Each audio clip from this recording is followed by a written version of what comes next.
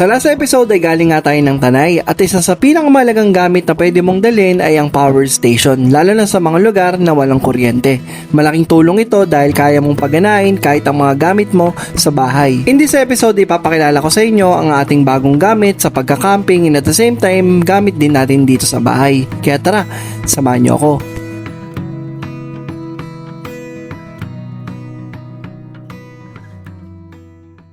Guys, what if mag-brownout sa bahay ninyo and hindi ka ready? So, meron tayong portable power station na ipapakilala sa inyo, which is, nagamit naman natin to, yung nakita nyo naman sa mga previous vlogs natin. And we have here, the EcoFlow Delta 3.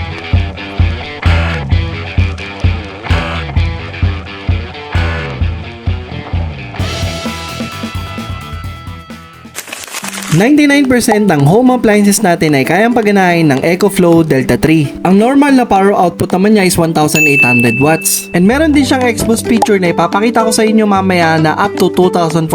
Kaya sobrang perfect na perfect to for everyday use. And ang maganda pa rito is meron siyang 3,600 watts surge protection. Ibig sabihin kahit biglang mataas ang starting power ng isang appliances, kaya pa rin niyang i-handle ng smooth. Kaya perfect siya as home backup power solution. With 1,024 watts hour capacity, kaya niyang backup halos lahat ng gamit dito sa bahay. Okay, as I said kanina na 99% ng appliances ninyo ay kayang paganahin itong Delta 3 natin. So I will give you an example. Actually, gusto ko sanang i-try itong ref natin pero hindi abot yung saksakan. Yung dalawang heating appliances na meron tayo na pwede nating pagsabayan. Meron din para sa inyo na you can control yung unit natin na Delta 3 dito sa ating application, which is download nyo lang itong EcoFlow app. Yan. So i-click nyo yan. So we have here the River 3 Max Plus and itong Delta 3. So i-click lang natin siya. And may kita nyo na lahat ng details. Kung may kita ninyo 51% and 51% dito. Ngayon, kung kailangan nyo ng mas mataas na power outage, pwede nyong i-on yung X-Boost natin, which is here. Punta lang kayo dito sa may settings and ayan, naka-on na yung X-Boost natin. Off natin, tutunog yan. And on. Confirm, yes. Yan. And ang maganda pa rito, meron siyang storm guard na feature na magbibigay ng warning. Yan, pag in-on nyo yan, storm guard warning. Yan, naka-on na yung storm guard warning natin. Meaning, magbibigay siya ng warning pag may parating na storm dito sa labas natin. And, ang maganda pa rito is, syempre, i-inform ka or magiging handa ka, lalong-lalo na gamit mo tong Delta 3. And, yan, yun lang maganda dito sa feature na meron itong si Delta 3. So, ngayon, itatry natin itong dalawang heating appliances. Itong ating air fryer and itong blower natin. So, ayan. So, maganda rin pala rito, i-share ko lang din sa inyo is meron siyang separate na on and off button, which is itong USB. Yan, itong USB tapos yung AC port, which is ito. Yan, i-on lang natin yung AC port. Yan. Yun o. Yan, naka-on na siya. Ngayon, isasaksak din naman natin itong ating blower. Ayun o. Meron siyang 1,077 na output and itatry din natin. As you can see, nakasaksak na yung ating itong air fryer natin, yan. And meron siyang output na 1,100. So, syempre, nakasaksak na rin ang ating blower. Itong heating appliances natin na to. So, ngayon, i-on natin yan. On natin yan. May kita ninyo nakaano naman yan dito.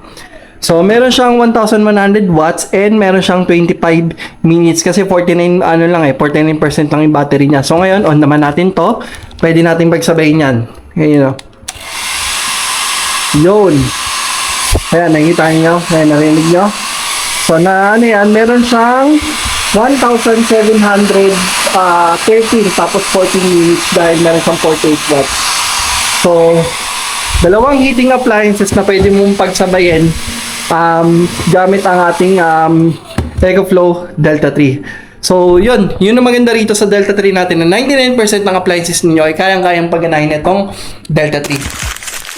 And isa pa dito sa maganda sa Delta 3, kung makikita ninyo, sabay-sabay akong nagcha-charge dahil meron siyang 11 ports na magagamit nyo ng sabay-sabay. Nakikita ninyo, nakasaksak yung cellphone ko, yung laptop, yung drone. Mga gamit yun siya, lalong-lalo na pag nagmamadali kayo and at the same time, kailangan nyong i-charge yung mga gamit nyo ng sabay-sabay. Meron siyang 4 AC outlets, 2 USB-A, 2 USB-C, 1 car power port, and 2 times na DC outputs. Okay, so since nandito rin naman tayo, itatry na rin natin yung isa sa pinaka-paborito kong feature which we have also sa ating EcoFlow River 3 Max Plus dito sa ating Delta Pace, yung UPS or yung Uninterruptible Power Supply. First of all, ano nga ba ang UPS or Uninterruptible Power Supply? I will give you a good example na nakasaksak yung wifi natin dito sa ating Delta 3, and yung Delta 3 natin, for example, nakasaksak dito sa ating main switch sa may AC outlet natin. So ngayon, ang ipapakita ko sa inyo na hindi siya mapuputol kahit tinanggal ko itong AC outlet natin dito sa ating Delta 3. So meron siyang input na 1377.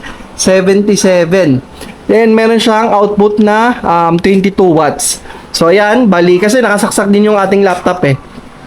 So ngayon, ang gagawin ko is, ayan kung makikita ninyo, tatanggalin ko yung main switch pero hindi mamamatay yung ilaw nitong router natin, itong wifi natin. So ayan, tanggalin natin and makikita ninyo, yun, tinanggal ko and nakailaw pa rin siya. Ayan. Since nakasaksak kasi siya dito sa ating EcoFlow Delta 3. So, yun yung magandang feature na meron itong Delta 3 natin, which is sobrang magagamit ninyo lalong-lalo pag nagtatrabaho kayo sa labas or else may mga important meetings kayo na hindi pwedeng maputol. So, syempre, may mga magtatanong din sa inyo kung paano nga ba charge ang ating Delta 3. Ngayon, meron siyang AC charge which is yung ginamit natin kanina. Meron siyang 4 extra battery port. Ayan, kung makikita ninyo. And meron siyang pang solar and pang sasakyan. Pwede mo rin ma-charge ang ating Delta 3 gamit ang generator, charging for emergency backup, and multi-charging solar panel plus AC. Para makita nyo yung video ng ating solar panel, watch nyo lang yung video na ilalagay ko dito. Ang EcoFlow Delta 3 natin ay kayang mag-full charge ng 56 minutes gamit ang AC power outlet. And take note na ang ating Delta 3 ay merong industry-leading portable power station with the fastest charging speed. Okay, I will give you a good example kung paano nga ba siya charge sa sasakyan. So, sobrang gabit na gabit ito, lalo pag nasa camping site kayo, or else, dala-dala nyo to and kailangan nyo na mag-charge. Meron din tayo isang way, which is yung solar panel nga. I-overlay ko na lang dito, ipapakita ko lang din sa inyo.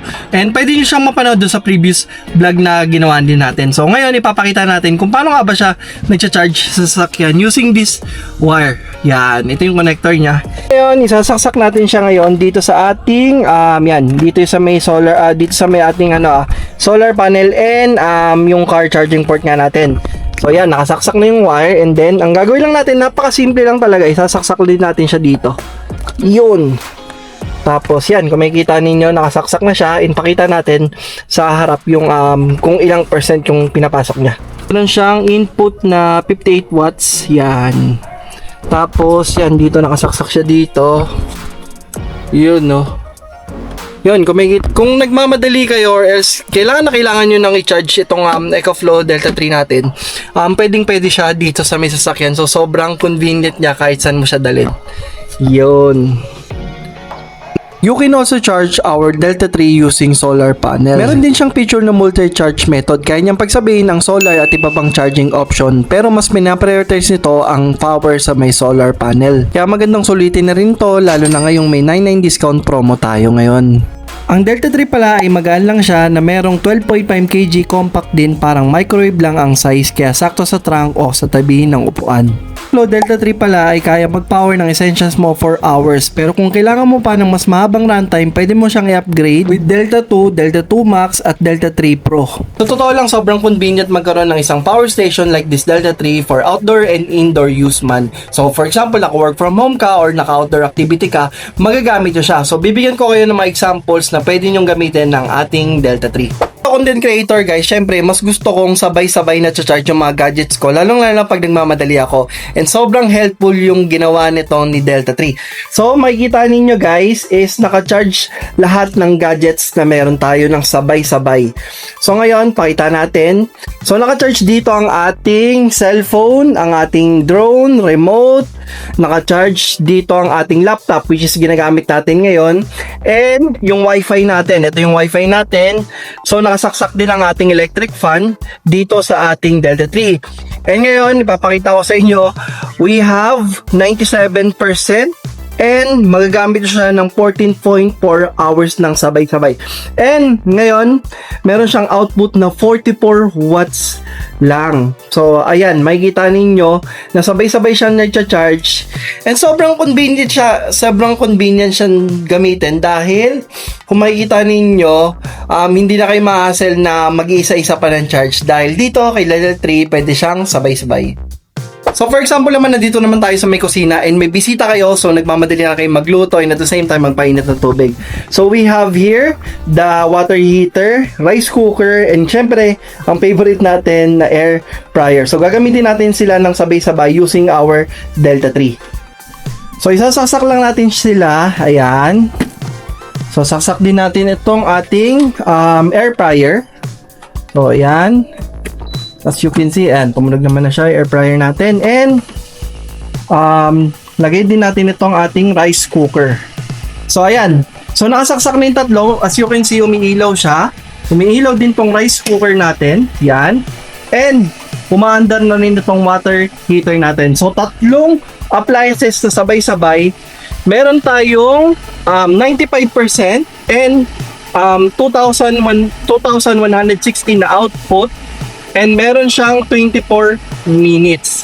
So ayan, kung makikita ninyo, ang maganda pa rito kung nagmamadali kayo and at the same time, kailangan nyo nang gawin yung mga gagawin ninyo. Magagawa nyo siya using our power station na Delta 3. And sobrang useful nito kahit saan mo siya gamitin ng parte ng bahay. So for outdoor use naman, magamit nyo siya kahit saan. And bibigyan ko lang kayo ng example. For example, naglinis kayo ng sasakyan. Pwede nyo siyang gamitin using our blower. So papakita natin kung ilang watts or output yung ilalagay or ilalabas nito. Okay, so ito, kakalinis lang natin sa sasakyan. Medyo basa-basa pa itong gulong natin. So ngayon, isasaksak natin itong ating blower. So ngayon, yan, saksak lang natin. Yan, nakasaksak na. And ito lang yung maganda rito. Meron siyang separate on and off. On lang natin yan. Then boom.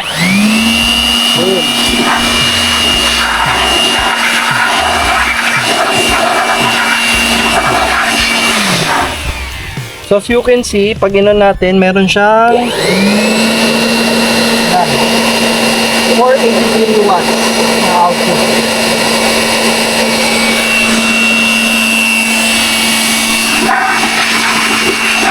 Ayan, 483.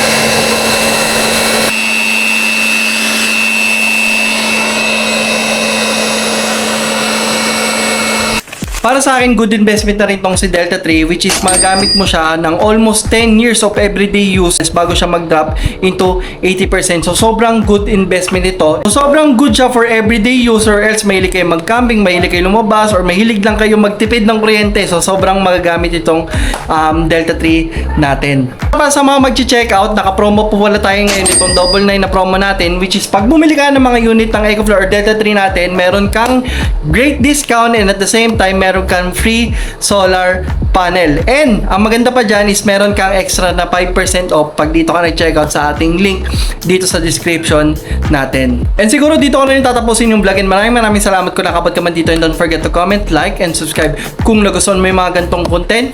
Next upload natin or mga next coming episodes natin, makikita nyo itong EcoFlow na ginagamit natin, which is nakita nyo naman dun sa camping episode na ginamit natin itong EcoFlow natin. So, perfect to pang gift or pang bigay lang sa mga kilala nyo, sa kapatid nyo or sa pamilya ninyo dahil isa ito sa makakatulong talaga lalong lalo dito sa Pilipinas na maging nawawalan ng kuryente or else tumataas na ang mga bilhin or kuryente dito sa atin. So yun lang, maraming salamat and this is your vlog. See you next vlog everyone. Peace out.